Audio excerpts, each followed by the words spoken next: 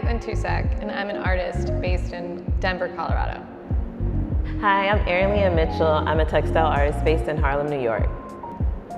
We were first contacted by Neddie from La Napoule maybe about a year before we arrived here, and we had never met before, and we got to know each other's work, and I think we spent some time meeting and discussing where our work overlapped, what we were really interested in, and how we could work together. And we're not collaborating on any pieces directly, but we want to be in conversation with each other, and that led to our title. Our title, Mise on Abyme, because there were similarities in the ways that we work, kind of repetitions, and color palette, and our perspectives of the world and what we choose to capture and share in our work. I made some work prior to arriving here that I knew would be in line with the theme of the show, and we continued to meet, and I was looking at some of the work that Erin was thinking about and working on. And then while I'm here, I do have these finished pieces, but I'm also working on this really large painting that sort of encapsulates, I think, what all the works are like together. And now that I'm here in the building, that work is also being very influenced by the experience of being on site and creating work in the space and being reminded of all the things at the foundation and the chateau. I had some ideas, and we were meeting in some type of consistency before we got here, so we had some support with each other even though we were speaking at a distance, and so we knew that we wanted to come here and really take advantage of this time of working in situ with an artist right just an arm's length away, which I feel, at least for me in my practice, is not the case because I tend to work alone. And so having an artist close is always good for conversation, to bounce ideas off of, and then just to talk about artist life things in general, which I also feel is working in close vicinity to an artist is very special.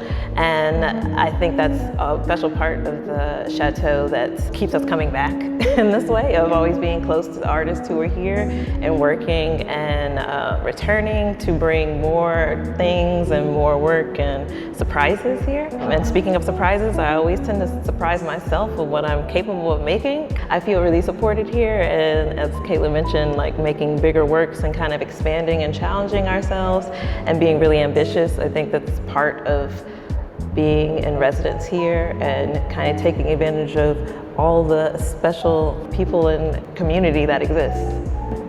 I was an artist in residence in 2023, and prior to coming, just by like a few weeks, I had completed a major project, and so I spent the first maybe 10 days while I was here being really quiet and just letting everything come into me as much as possible. And so the content of my work has been so greatly affected by that time that I spent here, but I realize now, being back again, that it's affected me even more than I knew.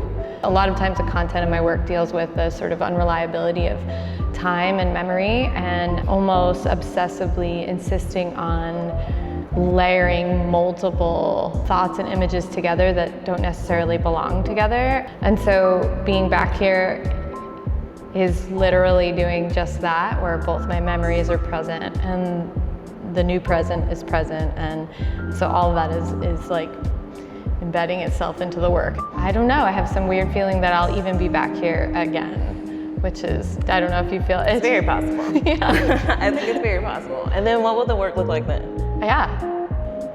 So I first came to the Chateau in 2022, and since then my work has definitely grown. And another part where I'm so happy to be back here and be showing the work, just to show how far my practice has come since then. Upon arriving, I found out that one of my major artist influences, Faith Ringgold, was a resident here. She's a quilt artist, also from Harlem, New York.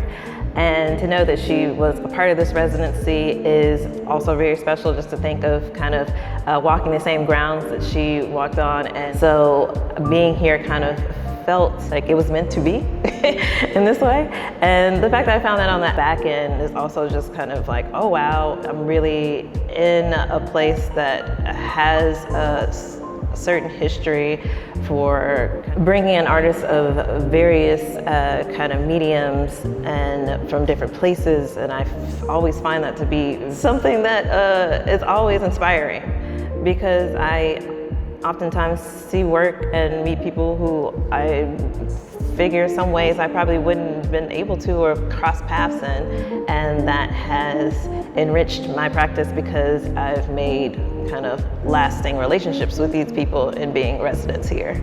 It's really a privilege to be in a space that has supported artists for almost 100 years and has such an established reputation for being pro-artist and art practice in a way that doesn't feel like there's a lot of pressure to complete something really specific for any reason other than what's best for you as the artist. Mm-hmm. And so I'm excited to see what comes out of our exhibition together in this space.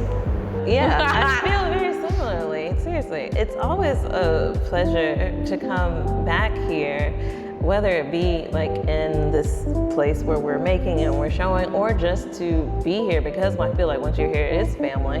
And so it's just so comfortable and so nice to know that you have this foundation who is supportive of you when you're present and when you're not. It's very memorable. It's always something magical. I think magical is always going to be the word to describe this place.